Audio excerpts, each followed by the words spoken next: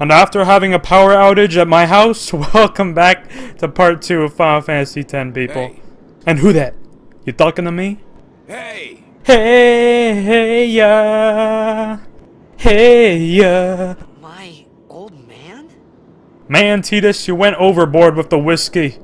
Now we're in some trippy ass place.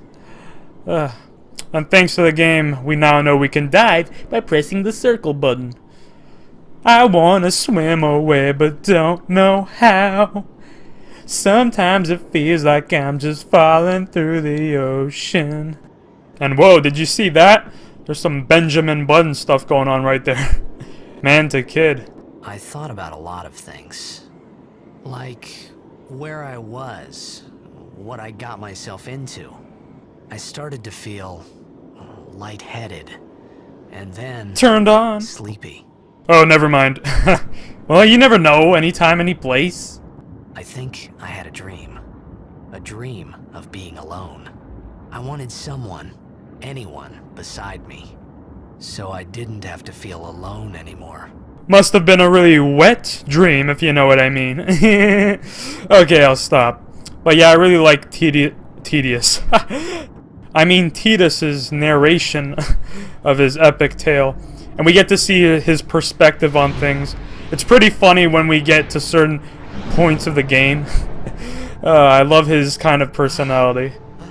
From here on out, it's pretty much your classic fish out of water kind of story. Or maybe blitzball player out of Zanarkand kind of story. Anybody there? Nope, Tidus, you're now forever alone. Aaron! Oron probably spiked Tidus with his vodka jug. Hey!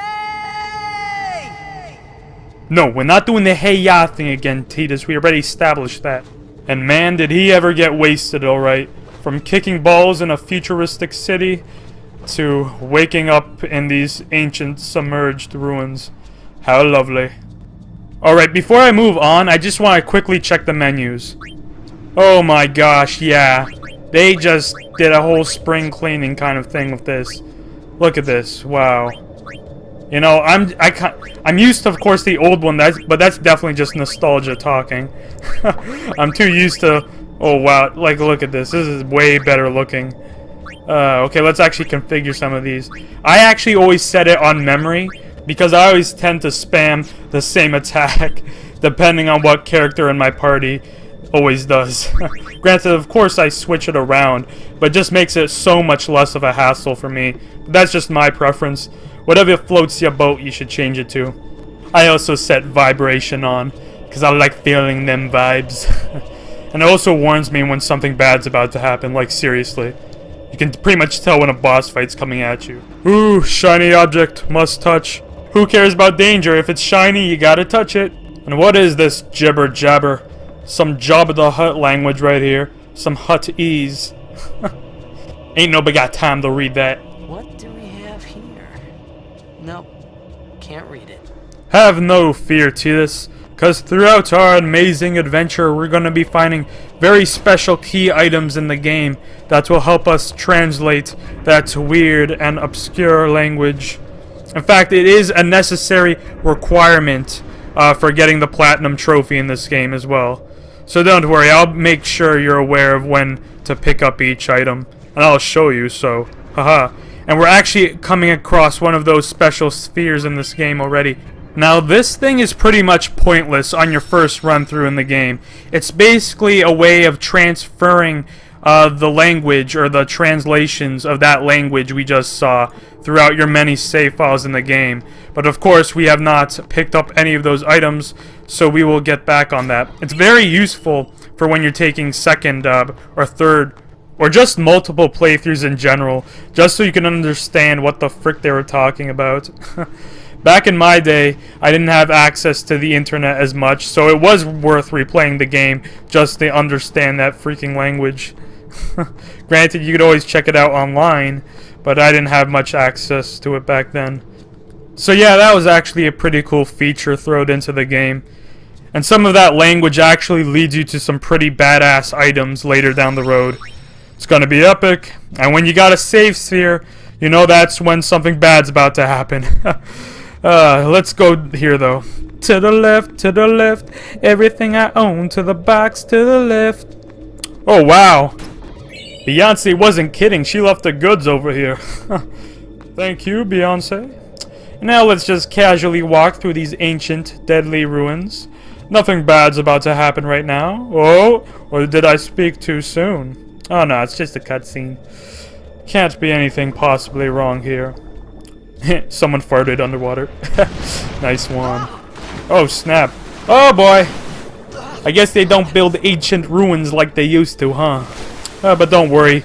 Tidus can swim for abnormal amounts of time, so he's good. But that was obviously nothing, so let's just dive down into the sea. Awooga! Just keep swimming, just keep swimming, just keep swimming, swimming, swimming. Ooh, another cutscene. Oh snap, I'm not liking those camera angles. Oh snap. You see, Tidus, it's just radioactive fish that want to freaking kill us. But no more running away. Time to make some tuna. Or salmon, whatever you like. And this right here is my favorite freaking battle track of all time. I kid you not. And I played a lot of video games. And I know that's a long overshot, but in my personal opinion it is. I love this theme so much that it's my ringtone right now. I make it a quest every time I freaking hear my cell phone ring. And these guys are pretty straightforward. All you have to do is hack and slash them. Oh, that was easy. And, they already cut off the battle theme. Dang it. You threw off my groove, man. But seriously, I even consider that higher than Gully's theme. It's like truly a great track that we'll be hearing a lot throughout our adventure. Oh, but now I know that boss music is definitely playing. That's the big mother. Wow, talk about a fish eats fish world. It's a jungle out there. Oh no, this is like some Piranha 3D action we're doing right here. No one wants to hear you roar. So get ready for another boss battle. And once again, it's also pretty piss easy just for the fact that unless you kill yourself, you cannot die. Because this guy's attacks are all gravity based. Like with the tentacle back in Zanarkand, he does kind of like demis in the sense that it only takes away a quarter of your health. Like I think he's finished right now, yeah. Like, is that all you got, bro? Didn't even need to waste a potion on you. Oh, crap, now he's cheating. He's trying to do the vacuum. Swim. Lucky Tidus is nimble underwater. And I like that face plant into the water. Looney Tunes style. And keep swimming, Tidus. What are you doing? He's just like, I'm gonna get you now. And I love how this fish freaking has, like, rave lights on his head. But this definitely ain't no potty. And he's certainly no angelfish. Oh snap, he can definitely open wide. And oh boy, he's sucking us in. He wants us inside of him. Oh, and in before, that's what she said. Oh yes, just barely made it. That was definitely some Piranha 3D action right there. It hasn't even been like 10 minutes and everything that moves is trying to kill us. Oh boy, this is going to be a great new experience, isn't it? Well, now we're in this ancient temple, it seems. And there goes our way out. Not that we would exactly want to go back. I had made it out of the frying pan and into the freezer. Couldn't say it better myself. I thought I was gonna die in this place. Well, that would be no fun. And that wouldn't justify the price I paid for this game. And speaking of which, back in the PlayStation 2 era, games used to be so much cheaper. Like, it's crazy. I can't believe I didn't even notice the jump. I guess it's because I was a kid. And you know what even sucks more? Here in Canada, they just announced, at least for Sony games, they're going to bump up the prices like for PlayStation 4 stuff. It really does suck. And I'm no Indiana Jones, but this definitely looks like some Temple of Doom stuff right here. Oh, and I love this track. Ironically enough, it's also called Out of the Frying Pan. That's a nice touch, I guess, in terms of names. But yeah, Tidus, we definitely ain't in Zanarkand no more. Cold. Yeah, would it hurt for someone to crank up the AC in here? Need fire. And that's exactly what we're gonna do. Time to make a campfire. It looks like someone else was also here before. And they probably took a leak on the fire, but what you gonna do? Alright, so yeah, you have to find pretty much 2 key items to progress. A creepy statue. Yes, that is actually a pretty freaking creepy ass statue in the freaking nowhere.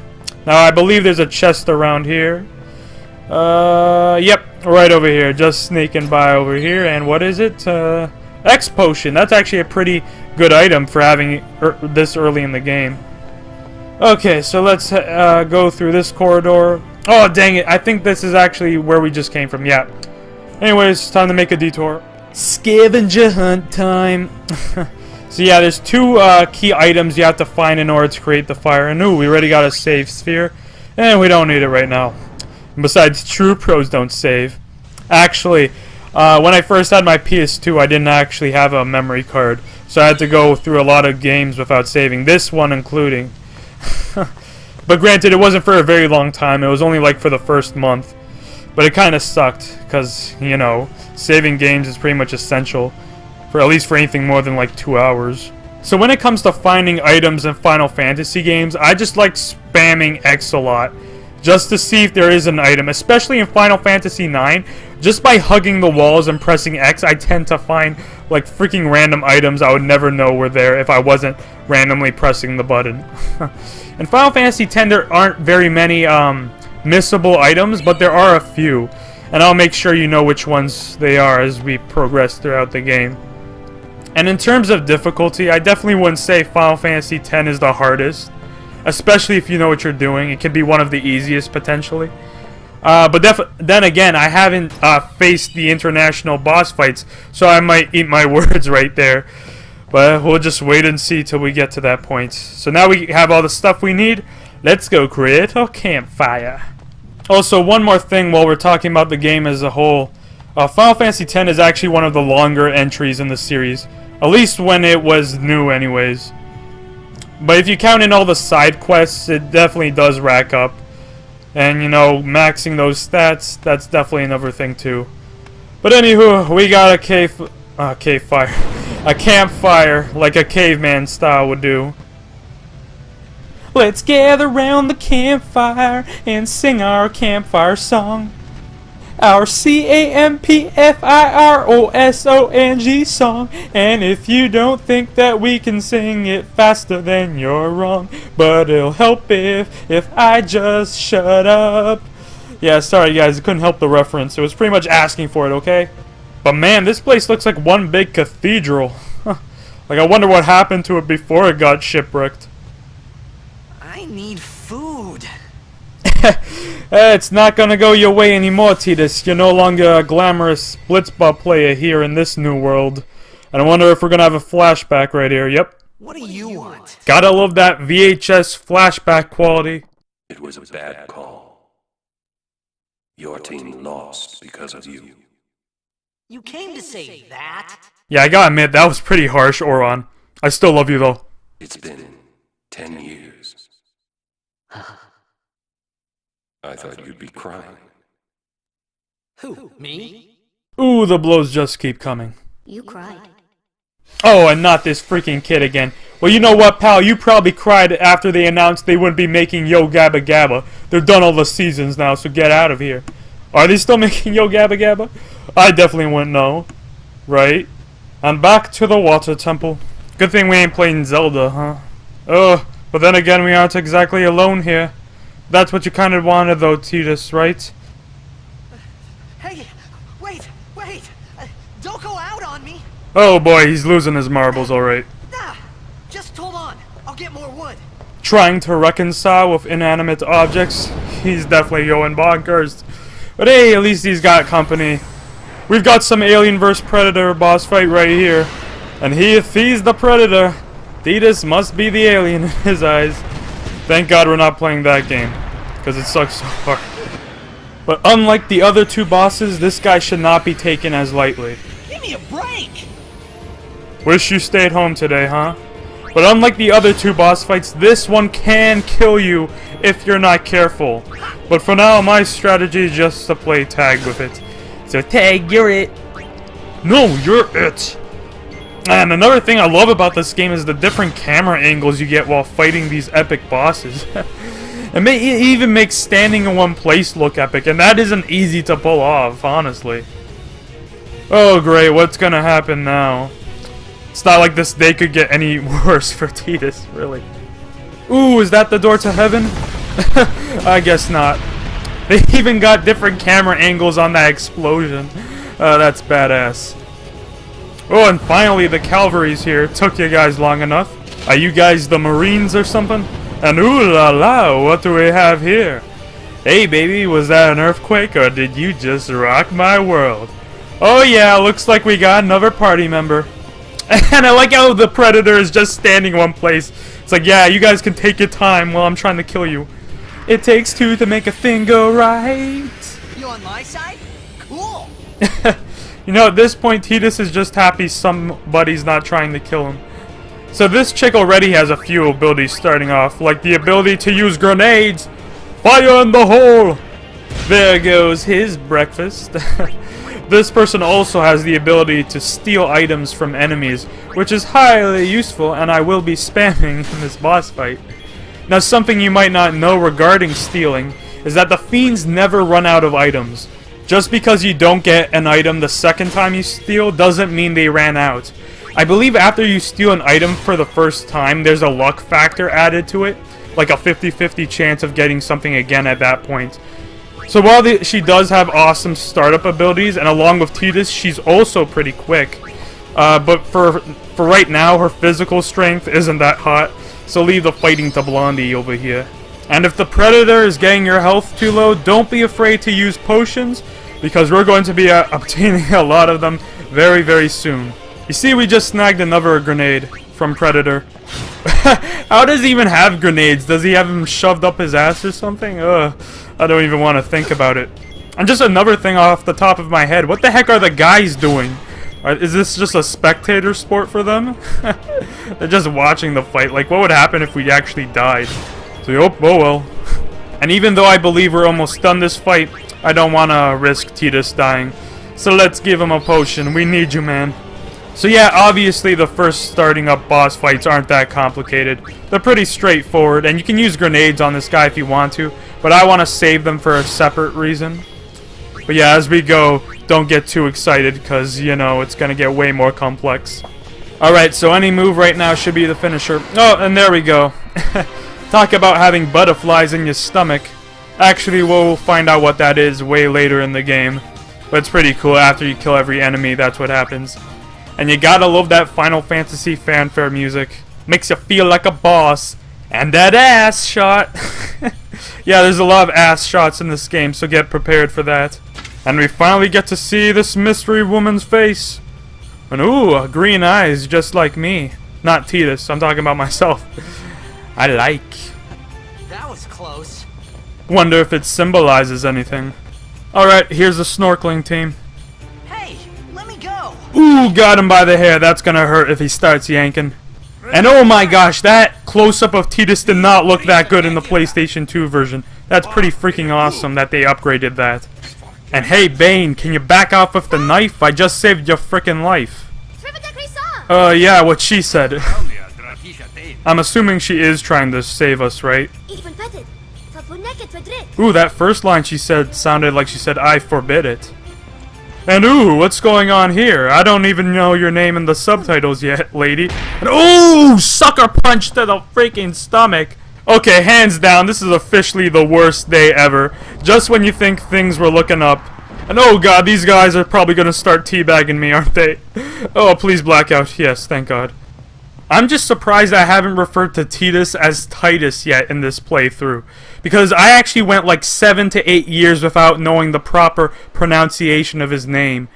I think it was either a voice cast interview I heard first, or playing Final Fantasy Dissidia, or Disada, however you pronounce that freaking game's name, before I found out how to properly say it. Because as I said before, the characters never referred to him as Tidus, so how would you know, right?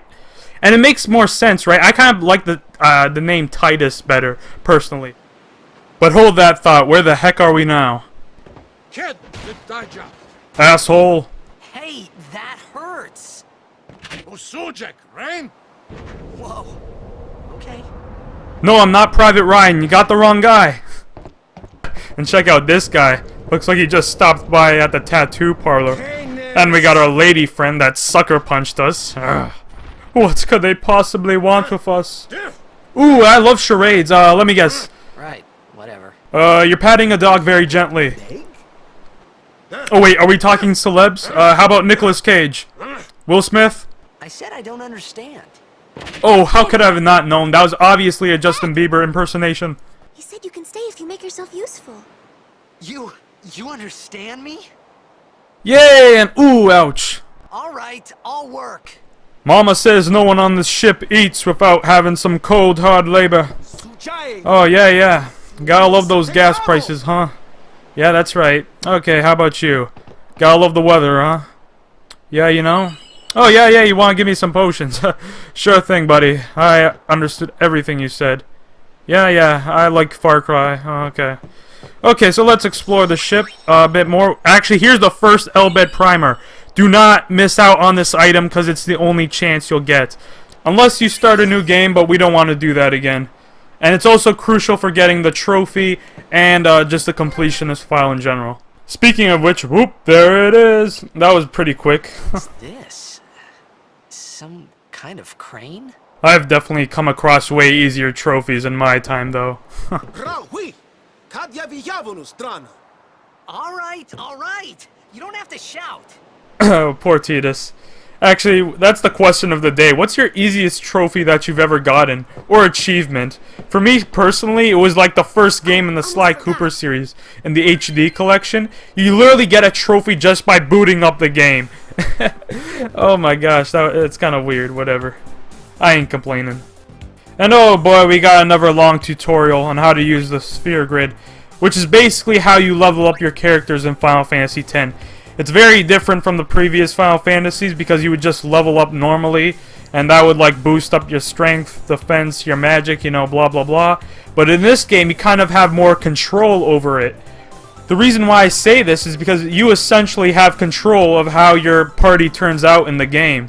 This even applies more for the expert sphere grid, where you can like make Tidus a white mage from the get-go if you wanted to. That's the biggest difference between normal and expert. Like, you definitely have more freedom in that mode. At the beginning of normal mode, it's a lot more linear. Granted, don't get me wrong, there's definitely some branching pathways here and there. And one character can have something of a similar experience that we'll encounter later in the game. But for me, personally, my strategy, at least for now, is just to follow the character's main path. Because I'll say it right now, by the end parts of this playthrough, it's not going to matter much. Because we're going to go for max stats. But like I said before, that's not going to come into play until much later in the game. So basically, you just have control of these nodes, and each time you're adjacent to them or you're near them, and if you have the right sphere, you can proceed to activate them, and it will correspond to some level up in terms of strength, magic, agility, you know the rest. It's a pretty awesome addition to the series, if you ask me. Feels like you're playing one big board game. This ain't Monopoly. You gotta play it wisely, because if you make some bad moves, or you just keep backtracking, you could miss out on leveling up your characters, which we do not want to do. But if you play the game wisely, you'll be okay. There's nothing too challenging. But then again, I haven't played the international version, so like I said before, I shouldn't talk too much right now. So just to sum up, each time you get a sphere level after defeating enemies or bosses like we did just right now, that's like having one space on a board game after rolling a die. So the more times you kill enemies, the more spaces you can take. Just make sure you don't waste the spaces and we can make some progress. And look how big this thing is. Believe it or not, this is also a trophy requirement to complete the whole sphere grid. It's gonna be one heck of a challenge, but don't worry, we'll be able to do it. Whether you follow me or not on this playthrough, I'll show you the quick ways to get around this thing sooner or later. So right now I just gave Tidus the ability to cheer. Hopefully not like a cheerleader, but it's a pretty useful move because you can use it to charge up your strength and defense for your whole party. And oh no, I just activated the tutorial again. Oh, stupid guy, I didn't. And after doing the tutorial again, let's finally progress throughout the story. We found some ancient ruins right beneath us. It's not active now, but there should still be some power left. We're gonna go down there and activate it. And then we should be able to salvage the big prize. Cool story, sis. Okay, let's get to work. Roger. Alright. Well, actually, we're not going to do that in this part. We're going to do that in the next. For the last thing I'm going to show you is actually another grinding spot. But this time, I think I'm actually going to do it. You know, it's time to get off my lazy bum. But right here, first of all, you have to go to the next screen. Basically, what this technique will do is give you a crap ton of potions, which may not seem so useful right now, but they definitely will for other reasons I'll explain later down. So once you come to this screen, exit out, and then you're going to have the option to go back on the ship. And once you're back on the ship, you have to talk to that guy again. We'll go as soon as you're ready. So remember this guy right here who gave us the potions? He'll just keep giving you potions as long as you keep going back and forward between those two screens. So actually, I'm going to end the part right here, guys. I'm going to do a bit of potion farming for reasons, well, I'll explain later in the playthrough. If you want to do it, go right on ahead, but when I return, I'm going to have a crap ton of potions. Until then, laters.